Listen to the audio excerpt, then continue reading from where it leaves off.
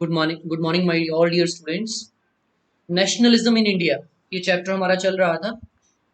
Then ये सब चीज़ें हम लोगों ने पढ़ ली थी। सत्याग्रह क्या है, Rowlatt act, Jallianwala Bagh massacre, खिलाफत मूवमेंट, नॉन कॉपरेशन मूवमेंट, ये सब चीज़ें हमने पढ़ने के बाद आज जो हमने करना है, आज जो हमारा टॉपिक है that is civil disobedience movement. Civil disobedience movement. वैसे क्लास में आपको मैंने गूगल मीट क्लास में आपको समझा दिया था, लेकिन ये पूरे का पूरा मूवमेंट अच्छे से कवर करके आपको बताना चाहता हूँ मैं। जो भी लास्ट में से कुछ चीजें पेंडिंग रह गई अच्छे से एक्सप्लेन करके समझाऊंगा मैं। सिविल डिसओबीडियंस मूवमेंट 1930, अप्रैल 6 1930, 6 अप्रैल 1930 जब सॉल्ट मार्च जो है स्टार्ट हुआ था, और वो 6 अप्रैल 1930 को डांडी नाम की जगह पे पहुंचा। सॉल्ट का लॉ तोड़ा गया, समुद्र के पानी को उबाल के नमक बनाया गया, और इसी सॉल्ट मूवमेंट के साथ ही सिविल डिसओबीडियंस मूवमेंट की शुरुआत होती है 6 अप्रैल 1930 डाडी नाम की जगह से। और इस मूवमेंट में क्या, नॉन कोऑपरेशन मूवमेंट और सिविल डिसओबीडियंस मूवमेंट में डिफरेंस क्या था?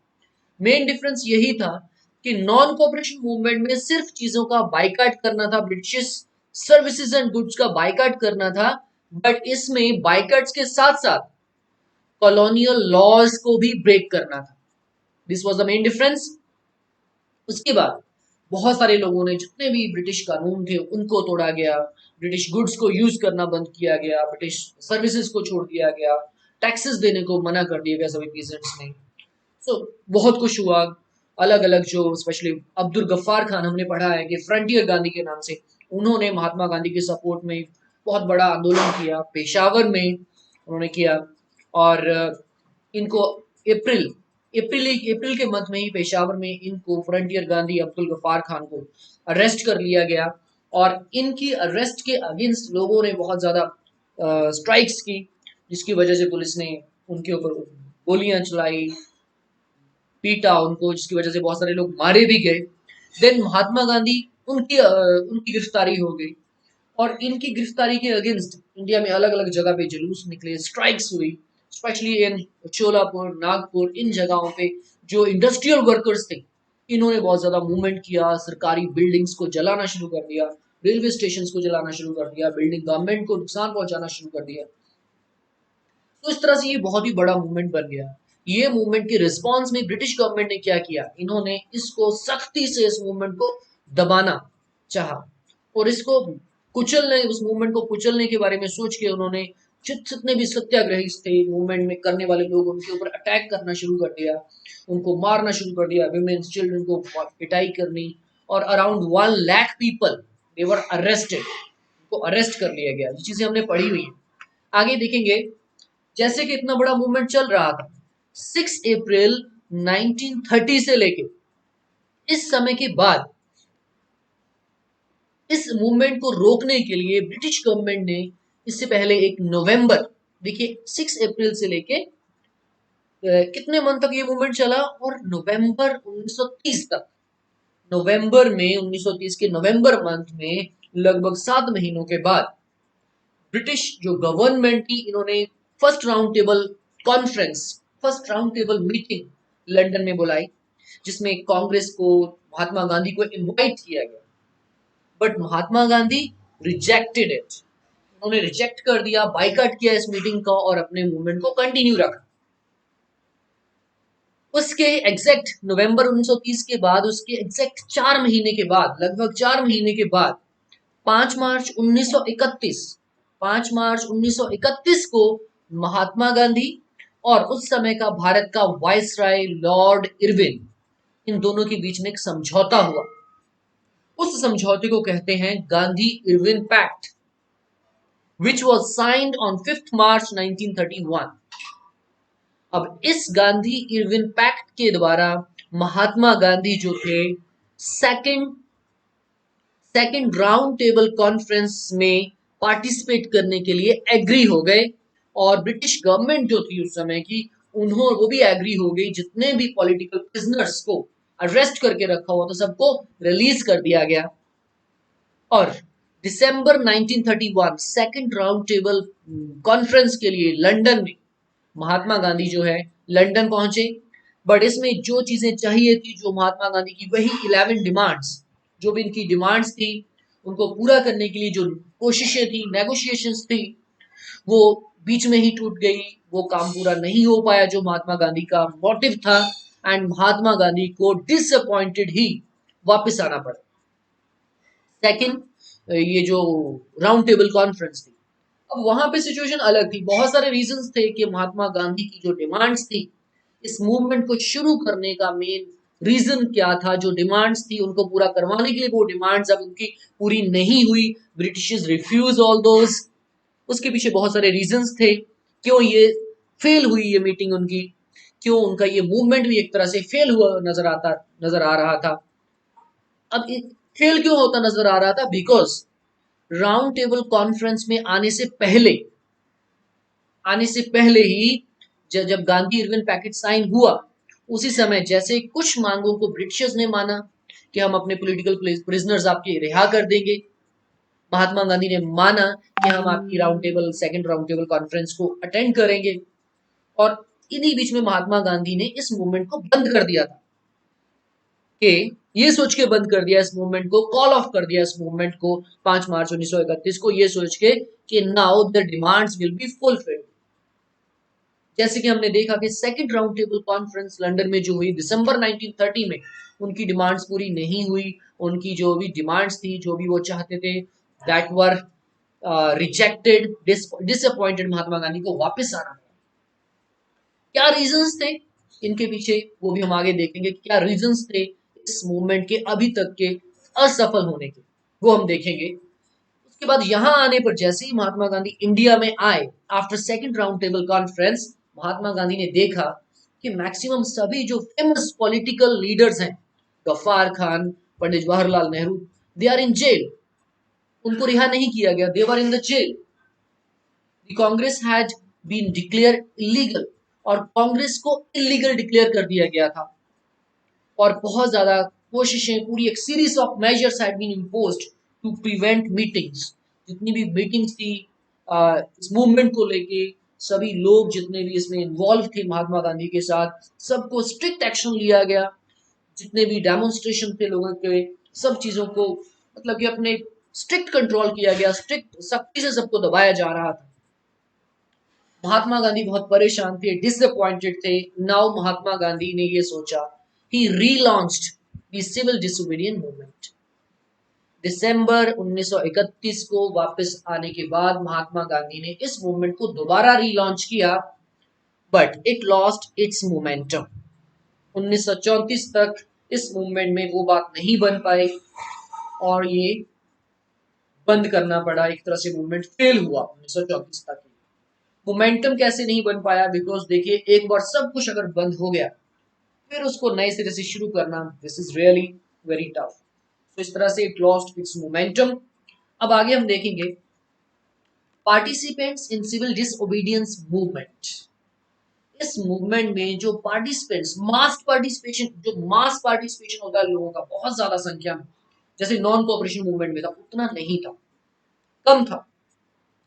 लाइक जितने भी इंडस्ट्रियलिस्ट थे, प्रोड्यूसर्स थे, जितने भी इंडस्ट्रियलिस्ट जितने भी थे, बड़े लोग थे, उन लोगों ने पार्टिसिपेट तो किया, लेकिन सभी ने नहीं, बहुत कम कुछ लोगों ने इसमें पार्टिसिपेट किया, ये सोच के कि इसमें जोर दिया जा रहा है इस मूवमेंट के स्वदेशी यूज करेंगे तो उनको बेनिफिट होगा। उन्होंने इस नजर से अपना बेनिफिट देखा और इस मूवमेंट को ज्वाइन किया। But second round table conference तक जब इन लोगों ने देखा कि ये हमारी डिमांड्स पूरी नहीं हो पाई हैं, तो सेकंड टाइम इस मूवमेंट को रीलॉन्च किया गया, देन इन पीपल्स ने दोबारा इसमें पार्टिसिपेट नहीं किया था। बहुत सारे लोगों ने रिफ्यूज कर दिया था इसको पार्टिसिपेट करने में। पीजेंट्स की अगर हम बात करें, पीजेंट्स भी उतना ज्यादा, जितने पीजेंट्स थे उन्होंने भी उतना एक्टिवली इसमें सपोर्ट नहीं किया जितना होना चाहिए। कुछ लोगों ने पार्टिसिपेट किया भी था, लेकिन सेम बात वही, जब इसको कॉल ऑफ कर दिया गया after second before second round table conference, तो बहुत सारे लोगों ने बाद में इसमें पार्टिसिपेट करने से रिफ्यूज कर दिया, मना कर दिया गया। इंडस्ट्रियल वर्किंग क्लासेस की अगर हम बात करें, पूरे इंडिया में इतना लार्ज नंबर में लोगों ने पार्टिसिपेट नहीं किया था। सिर्फ नागपुर का जो इलाका था, वहां पे इंडस्ट्रियल वर्किंग क्लासेस थी, उन्होंने इस मूवमेंट में पार्टिसिपेट किया। देन सबसे बड़ी बात थी इसकी मेन फीचर ये थी कि women had participated in large numbers in this movement. इस मूवमेंट में विमेन्स ने बहुत ज्यादा संख्या में पार्टिसिपेट किया in this civil disobedience movement. इसकी एक स्पेशलिटी थी कि maximum womens were involved in this movement. अब बात करेंगे limitations of this civil disobedience movement. इस मूवमेंट को जो कि 1930 से 1934 के बीच में रहा, इसकी लिमिटेशंस क्या थी?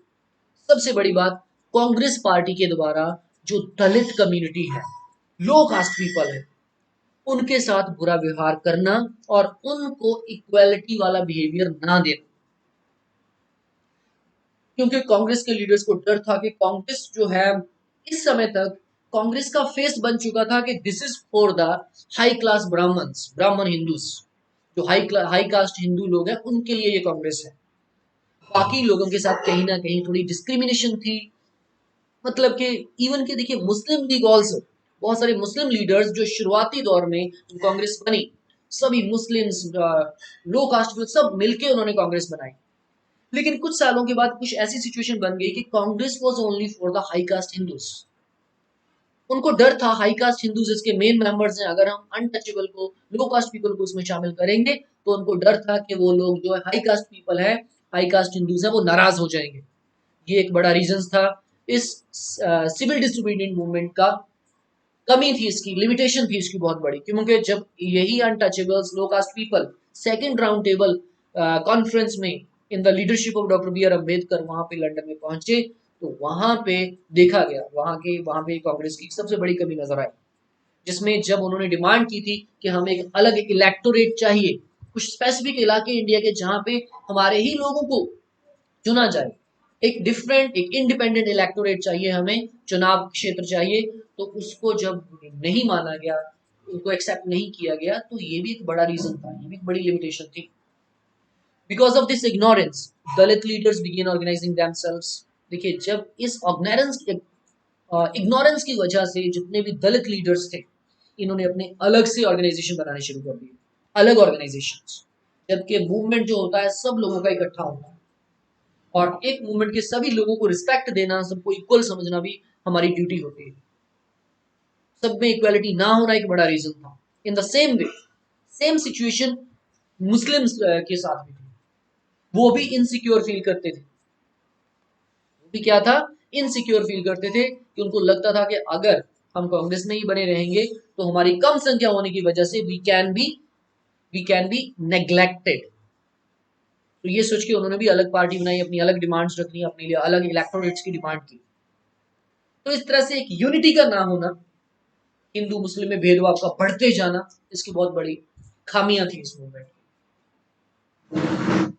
उसके बाद देखते हैं जब ये मूवमेंट फेल रहा, second round table conference fail रही, हिंदू मुस्लिम के बीच में बहुत बड़ा एक खाई गहराती जा रही थी।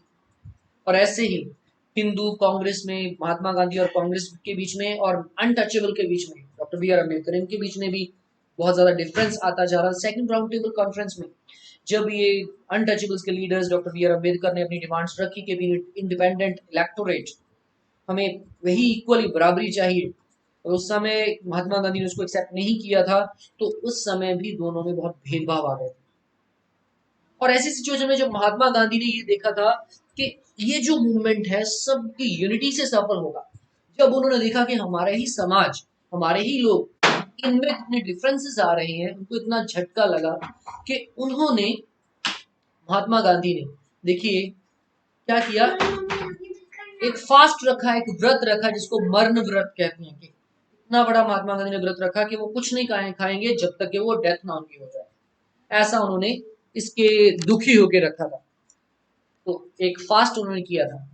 तो इस फास्ट को रोकने के लिए कांग्रेस के लीडर्स ने, और जो अनटचेबल्स जितने भी थे, लो कास्ट पीपल्स थे, इनके बीच में डॉक्टर बी आर अम्बेडकर और महात्मा गांधी के बीच में जो एक डिफरेंसेस आ गए थे, उनको वापस मिलाने के लिए सितंबर 24 1932 में, 24 सितंबर 1932 में एक मीटिंग हुई, एक पैकेट साइन किया, कि समझौता हुआ, जिसको हम किस नाम से जानते हैं, इसको हम पूना पैकेट के नाम से जानते हैं। Poona pact, Poona pact.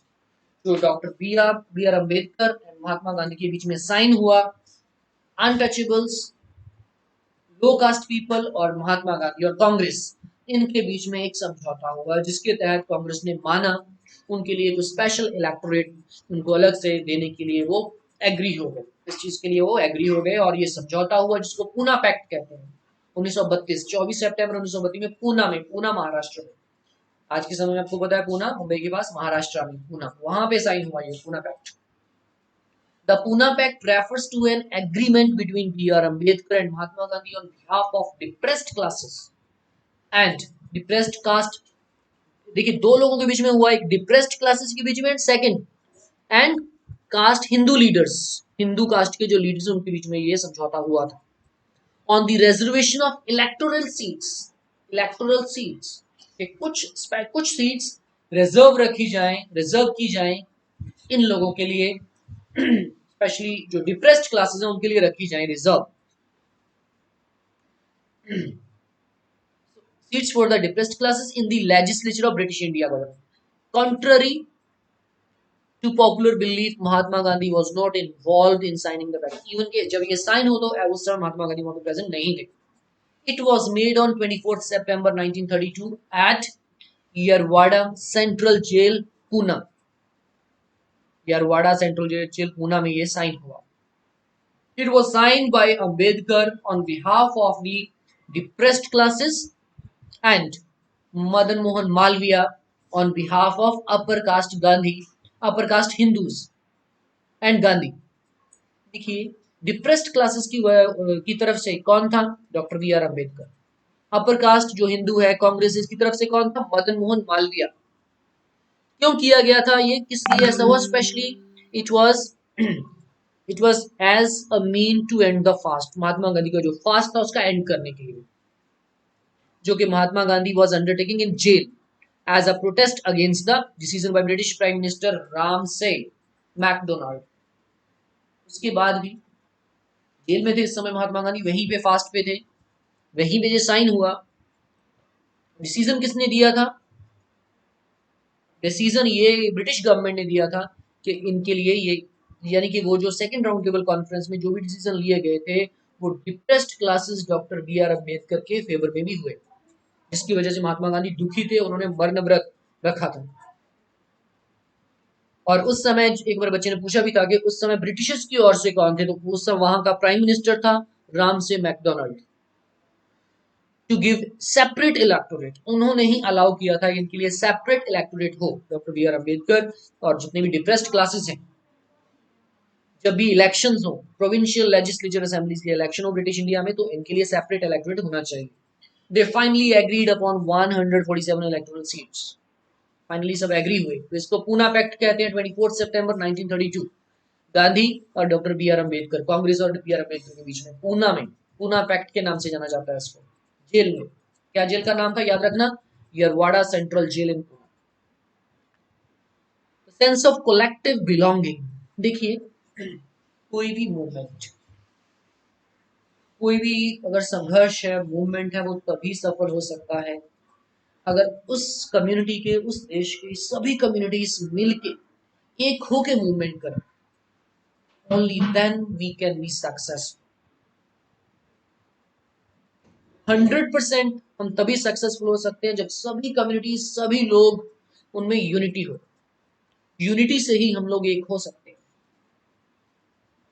कहीं ना कहीं सिविल डिसोबीडियंट मूवमेंट का उतना सफल ना हो पाएगा, हिंदू मुस्लिम के बीच में खाई का गहरा के जाए, अनटचेबल और हिंदूज के बीच में जातिवाद है, धर्म है, ये आपस में डिफरेंसेस हैं, डिस्क्रिमिनेशन है, ये सब चीजें रिस्पॉन्सिबल थी। बट फाइनली अगर आप लास्ट के ईयर्स हम देखें 35 से लेके 1935 से लेके 47 तक, उस समय देश को आजाद करवाने के लिए देश की हर कम्युनिटी ने बढ़ चढ़ के हिस्सा लिया, सभी लोगों ने, जिसका रिजल्ट आपके सामने। और मूवमेंट तो सबने मिलकर किया ही, और दूसरी साइड जो सेकंड वर्ल्ड वॉर था वो भी एक बहुत बड़ा रीजन था कि britishers were unable to control our country. इतना उनका लॉस हो चुका था कि उनको देशों को आजाद करना पड़ा सेकंड वर्ल्ड वॉर के बाद। ये आपका चैप्टर था, हमारा ये चैप्टर भी खत्म होता है इसके साथ ही, और सिविल डिसोबीडियंट मूवमेंट का भी एंड होता है। तो अगर कोई डाउट हो तो आप मैसेज करके मुझसे पूछ सकते हो। इसमें इतना ही इस वीडियो में। Thank you students, take care, bye bye.